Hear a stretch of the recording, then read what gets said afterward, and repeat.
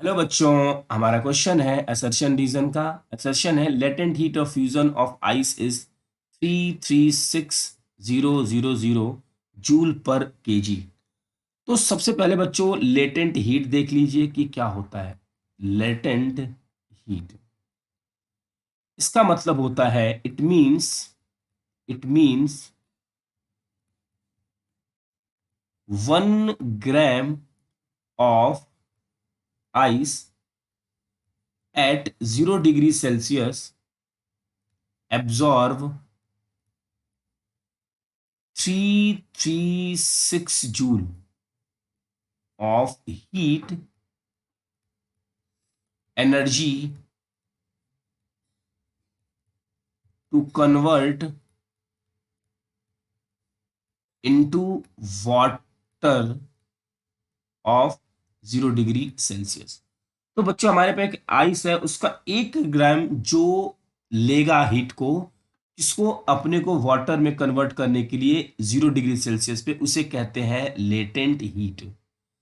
तो ये तो सही है, ये 336 जूल है। तो हम ये कह सकते हैं जो लेटेंट हीट ऑफ फ्यूजन होता है आइस का 336 जूल पर ग्राम, और ये होगा 336123 जूल पर केजी।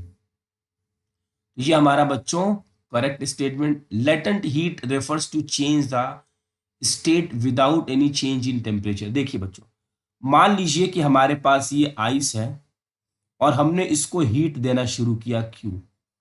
तो दो चीजें होती हैं, एक तो टेम्परेचर राइज होता है। टेम्परेचर जब राइज होगा उस समय जो हीट दी जाती है वो है एम सी डेल्टा टी, और फिर फेज चेंज होता है। उस पॉइंट पे जो टेम्परेचर दी जाती है, टेम्परेचर देने से जब फेज चेंज हो जाए उसे कहते हैं latent heat.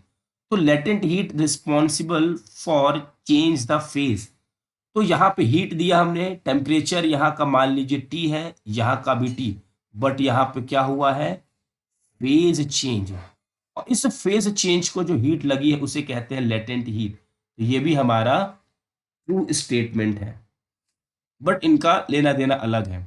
If both assertion and reason are true, yes, and the reason is the correct explanation of the assertion, no, reason correct नहीं है। If both assertion and reason are true but reason is not the correct explanation of assertion। I hope बच्चों कि आपको ये question अच्छे से समझ में आ गया होगा। Thank you.